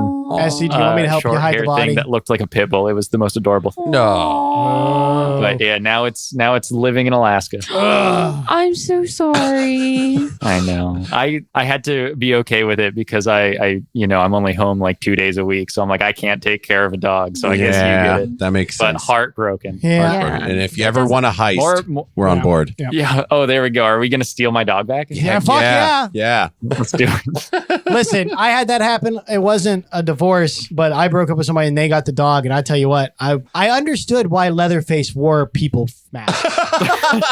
It made sense to me in that moment. I got it. Yeah. I was like, I could wear you like a skin married. suit. It's just saying I lost it in the divorce is funnier. Yep. No, I know. It paints the picture immediately. It really does. Yeah. Oh, yeah. No. She got custody. Yeah. Yeah. Hey. Dang it. Hey, listen, I would fight for Gypsy way more than I would any kid. Yeah.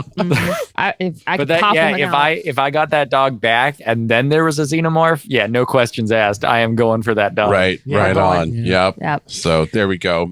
In most scenarios, Jonesy makes it because we all have hearts. Yeah. I'm going back for that cat, man. Regardless. I'm like, listen, we're going. That cat definitely had brain damage after running down the hallway Oh my with God, her, I know. though. I love that so much. Did you see the way she put the carrier into the shuttle? She had it in between the doors, like up on its side, and then she like kicks it all the way into the shuttle. Yeah, she just like what the hell? she just like grabs it by the corner and just like just flings it into the rest of the way. I'm like, well, that cat's got damage. Yeah, it sounds like United Airlines with your dog taking your dog on a flight. Oh no. Jeez. But anyway, so Ripley finds Lambert and Parker dead. That's where we're at. Yep. Oh my God. That's right. Yep. And she runs and sets this ship to self-destruct. Yeah. Well, welcome to the show, everybody. Welcome. And she sets the ship to self-destruct and runs to the shuttle when she discovers that the xenomorph is actually right at the doorway of the shuttle and that she can't get to the shuttle. Yeah. So she then immediately doubles back, which this whole scene, I'm running through it because we've wasted everybody's time. But this scene of her like running down the hall, finding the xenomorph and then running back, it sounds like nothing, but fuck, is it shot so good. Yeah. The alarms are going off in the ship. The lights are out. And like countdown. You have a countdown happening. There's like this really tight fucking shot where Ripley's got her face like to the corner of the wall and the xenomorph is slowly creeping around that corner as she's like backing down the hall. So like it is not boring at all. Like this is balls to the wall stuff happening. Yep. She runs back down to reset the self-destruct to turn it off. Yep. And she misses the deadline by like a fraction of a second. Yeah. Fucking sucks. She went through all that. We saw the whole sequence of her just like, taking it down. It's so tense. And what's cool is we watched her set the self-destruct sequence, which is not a small sequence. No. There's a lot involved. Yeah. But you weren't bored when she was doing it, and you for damn sure weren't bored when she was trying to undo it. Right. So, like, this is a cool scene where she's just pressing button, flicking switches. But, I mean, you're never like, okay, move on. Like, oh, my God. Go. It's so close. It has you by the short and curlies the entire time. Yep. And so she misses the deadline and has to run back, and she gets the cat. And when the xenomorph, when she had taken off from the xenomorph before, she saw left it. Jonesy there. He's in like a cat carrier. Right. And we see it just kind of swipe the cat aside. Yep. The xenomorph leans down, looks at him, and just tosses him to the side. Yeah. Cat doesn't matter. It's you're too small. Yep. Or whatever. Can't have you. No. Bye-bye. But so Ripley has no choice but to just gamble on getting to the shuttle. Mm-hmm. She gets there, grabs Jonesy, drop kicks him into the shuttle. You know, you can literally hear him go, "Bow!" as she throws him, and seals the shuttle, takes off just in time for the ship to self-destruct. Yep. And that was a cool sequence. I liked the countdown where the numbers are just counting down and you're looking through a window and you still see the larger ship passing by and you're like, oh my God, they're still not even clear of the fucking ship yet. You're like, she's in the shuttle taking off and she's not even remotely close to being clear. Yeah. Essy, I've been thinking about your comment on how long these like the beginning sequences were in this and how it just wouldn't hold up, today because people just have the shorter attention spans today. And that's this whole movie, especially since we watched the director's cut. And it's just so much tension in all of that space. And you're right. Movies wouldn't be made like that today. Not. No. Yeah. It would have to be very deliberate, and you'd have to know what you're getting into. But I mean, it does work for this genre of film. Oh, This is definitely. what it's built on suspense. Yeah. But yeah, if other than that, you're not getting a movie like this. You know, now as much. Another Yeah. movie that I think does that is now that I'm thinking about it, is Seven. Seven has a lot of shots that's very long and kind of not ponderous, but kind of. Right. No. They don't feel ponderous, but they're ponderous isn't you're meant to think while you're looking at it. You're meant to Ponder on it. you're meant to think about what you're looking at and what you're feeling. Yeah. They're slow shots for a deliberate purpose. Right. Yeah. Though Which just does so Tomahawk much. tried to do something Yeah. like that. It Oh, tried. Tomahawk had too much. It tried so much of it. hard. So we Bone Tomahawk. used to go to Disney World when I was a kid, and the ride in MGM, it's like it's modeled after the Chinese theater in LA, and it's basically this ride that takes you along a bunch of different classic movies. So like there's The Wizard of Oz, there's an old Western, Indiana Jones is in there, and Alien is also in there. Alien's one of the first movies that you like ride in through, and it's actually the scene with Ripley trying to get into the shuttle and the alien at the door. Oh, neat. Oh, cool. Is that Disney or Universal? I feel like it's Disney because I remember it being right next to the big golf ball in MGM. Oh, hold on. Never mind. I forgot how. All the IPs worked. Where they were. I forgot how young Bailey was. And I was like, surely by the time you were young enough to go to Disney, they didn't have that yet. And I was like, oh, yeah. Wait a minute. Yeah. 8 years apart, baby. Anyway, So- my math was off on that one. So the ship goes boom, and for a moment, Ripley believes She's safe. that's it. And, she And how starts safe does she think she is? She gets down to her skivvies. Down to the skivvies, ready for nap time. Booty crack out and all. She Yep. ain't giving a fuck. No, puts. I think the cat's already in hibernation. Yep, by she the puts time. Jonesy in the pod to get Yeah. ready. And this is where we find out that aliens take naps. Yeah, Yeah. they hibernate. They hibernate. She is flicking some switches when she's discovered that the Xenomorph has tucked itself away on the shuttle for safekeeping. Yeah, and what a great use of that creature design and ship design, because it was in the frame the whole time and we didn't know it until it moved. Yep. Oh, so good when they do that. They do that a few times, but that one stands out. They do that It's a fucking close up. especially in the director's cut. Brett's death, they show the alien above him in the chains, but you can't tell. Can't make out what it is. Yeah. And then once again, throw back to my favorite movie of all time, Aliens. They have that when the Marines are fighting them. Oh, they start yeah. coming out of the wall, and there's some of them that you can see when they start moving. Oh, wonderful. I agree. So good. I love that in all the movies. The movie on Netflix, The Ritual has that. There's a scene in that where where the guy is looking at the creature and it's got its hand on a tree, and you can't see its hand until it lets go of the tree. Ooh. And it's just a real fast moment. I love shit like that. Yeah. it's Nope. good. Yeah, you like shit like that until you see it in real life, and then you're gonna shit your pants. It happened to me You're in like, real life. oh my The God. turkey. The I had a turkey. turkey emerge out of nowhere and attack me almost. But that's a story for another time, listeners. Let us know if you want a Patreon story about Eric being attacked by There a turkey. you go. Pay to hear my turkey story. Do it. I dare you. Pay for his turkey.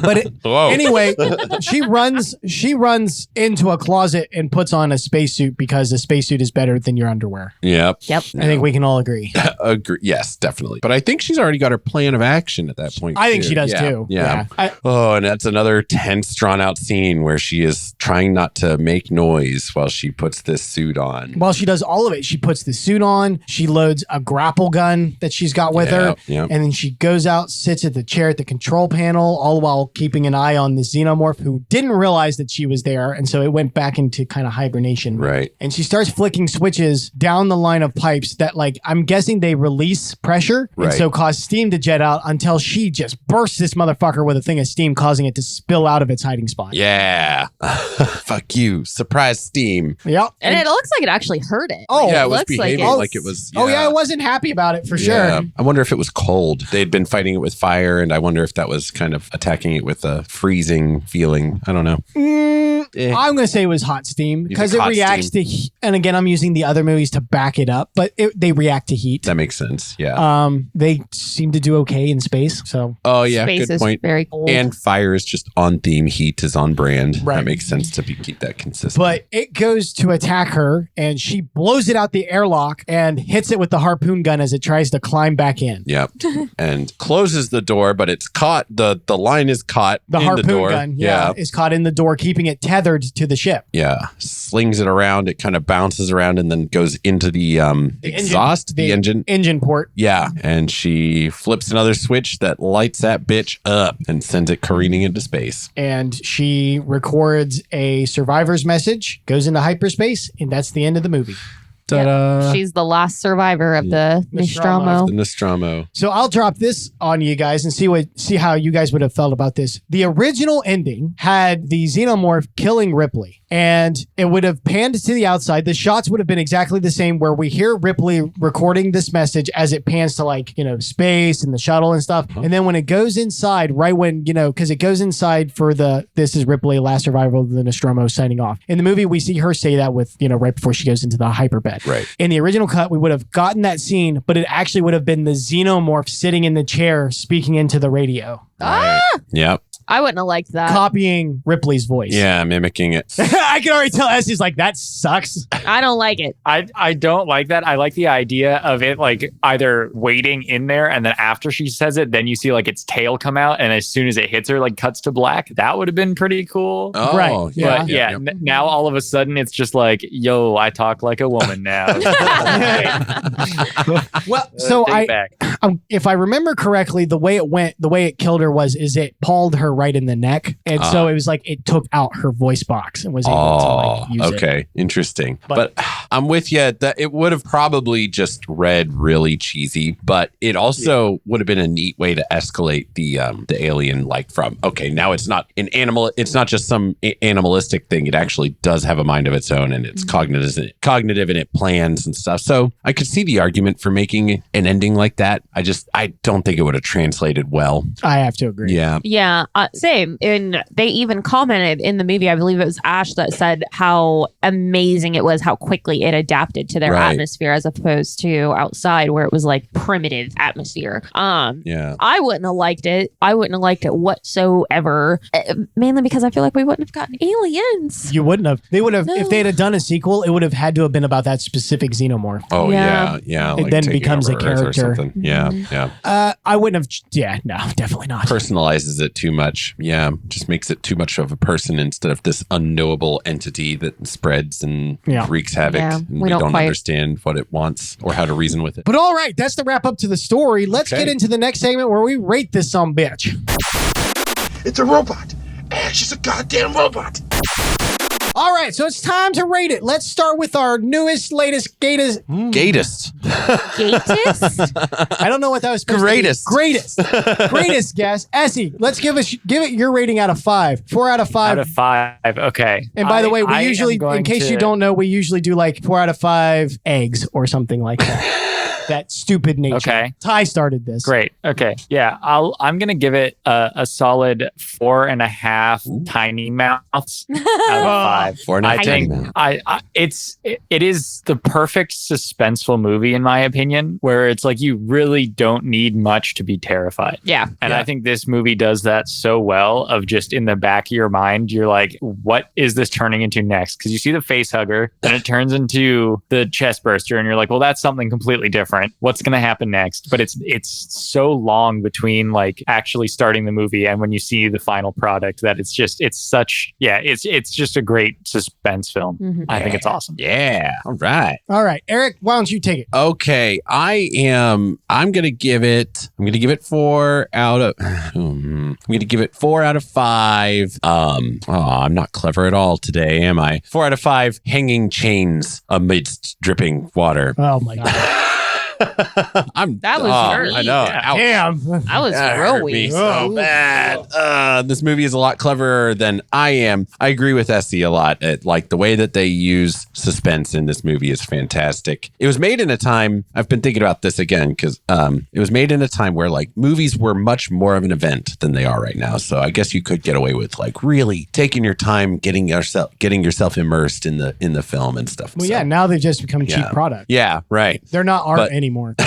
But you end up with like scenes where when that chest burster escaped, it was dead. There was never any danger in that entire scene. And the whole scene searching for it was tense as fuck. It was just a couple long shots of some people wandering around a room. Oh, yeah. And it was, for sure. fantastic. No, so I just have to agree with Essy wholeheartedly. Babe, what up? I'm going to give it 5 out of 5 dangling legs from the air vent. Nice. So I'm going to be nice and gross. It was gross. I love this movie. I was sitting here trying to think of like, is there anything that I could think of that might have improved like story wise, writing wise, set wise? And there's really nothing because it truly just immerses you into the Nostromo's alien world. And that's exactly what you would want out of, a horror movie, especially one as grand as Alien and the Xenomorph. I have all kinds of Xenomorph stuff all around the house. I actually have a face hugger 3D print I got at the Oddities Festival. I eventually want a life-size face hugger to mount on my wall. So if there's anyone who is interested in a project, I freaking want it. I want it so bad. I'll have it up on top of the mantle. It'll be gorgeous. I love it. I'll name it Frecky. It's going to fall on somebody someday. It's going to be fine because it'll probably be you. It will probably be me. And it'll be funny. Oh my God. I'm going to give it 5 out of 5 bonus situations. What's the bonus situation? What's the bonus situation? I should have said shares. Damn it. But you didn't. But you didn't. I, for the life of me, I couldn't think of a single thing that I would change on this movie. All of the actors are top notch. The cinematography is great. The monster is absolutely horrifying. This is back before Ridley sold his soul to hackery. So there's actual talent behind the camera besides Where's God, I guess, is the thing he's hung up on now. Hopefully he will find out soon enough. Anyway, I love this movie. It is, in my opinion, beaten only by the sequel. Thank you, Mr. Cameron. And I love it. Yeah, cool. Does anybody have any wrap-up thoughts on this motherfucker? It's gorgeous. And if, again, anyone would like to commission me a life-size Xenomorph, please comment. We're broke. If you take payment plans, I'm still interested. Like, share, subscribe, comment. Listen, I work in conspiracies. I make big money. Tyler and I discussed this. Gypsy agrees. Gypsy's giving her opinion. Yep. 5 out of 5 buffs. Yep. Yes. Well, I think that'll about do it. Eric, what do we got going on for the rest of this spooky season? Okay, so as you know by now, I'm sure you may have heard that we are in the midst of the Cultober amazingness that is Cultober. Previously, some episodes that if you haven't checked out yet, please do go check them out. Earlier this week on Monday, you got to listen to the episode on Psych that Bruce Campbell cameoed on, and Mike and Ty are hosting that. Of course, Tuesday was a Cult Talks Conspiracy Cultober exclusive special episode, so be sure to check that out. On Wednesday, Ben, me, Ty, and Mike watched Demon Night and gave our thoughts and analyses on that, our sophisticated thoughts and so forth. Thursday, which it definitely came out on time, I promise, was the Cult of Lore episode examining the world of Lovecraft, or the world history of Lovecraft. Yes. The world history according to H.P. Lovecraft and Company. Basically. Yeah. And later this week, on Sunday, you can look forward to Gypsy hushing. You can look forward to Little Monsters. And also next week begins our last full week of Cultober. So, thank God. Yeah. Aww. We're almost through this wild, spooky month. Aw, it's so sad. I'm excited for how awesome this month is. It's and been has so been. good. And we're watching Paul, baby. Ooh, we are going to watch Paul. We are going to watch Paul. Wait, for real? This is really Gypsy happening? agrees. Oh, cool. All right. Paul it is. That was the reason I was brought on to this episode, just to tease that we're going to be watching Paul. Tease the Paul episode. Cool. So that's all that Ty told me to say. Other than that, continue to check us out Mondays, Tuesdays, all the days for at Cult Talk Net. If you search at Cult Talk Net into Google, you'll find Cult Talk Net stuff that you will enjoy. Yes, we have Twitter, Instagram, Facebook, YouTube, Reddit. We are on Reddit. And a link tree that link to all of our Linktree. feeds and Yes. stuff. And it's at Cult Talk Net across the board. Tyler made that so super easy, not only for us for marketing purposes, because he knows we don't remember a lot of things, but also for you guys as well. And of course, I just want to take another moment to thank Essy so much for taking the time to join us on an episode today. Right on. So much fun having you aboard. Now you must know that you're going to get roped into more of these now. Absolutely. Oh, Yeah. absolutely. We're- No, this was great. I had so much fun. And when I do eventually have time, I feel like I'm going to have to make a trip up to where you guys are and actually do it in person. Yeah. Yeah, we There's love nothing better than a weekend trip to Ohio, baby. There we go. Listen, if there's one thing you can say about Ohio, it's that the reasons for visiting are sparse. Anyway. And I am all about it. Let's do it. Yes. Yes. Fuck yeah. All right. That is a great place to end it. I like it. So let's wrap it up in the Code of Lore style. With that, I'm Ben. I'm Eric. I'm Bailey. And I'm Riley or Essy, whatever you guys want to call me. I don't know. He's going to edit that to make it sound impressive. I'm Until then, sure. guys, as Ty would say, stay spooky.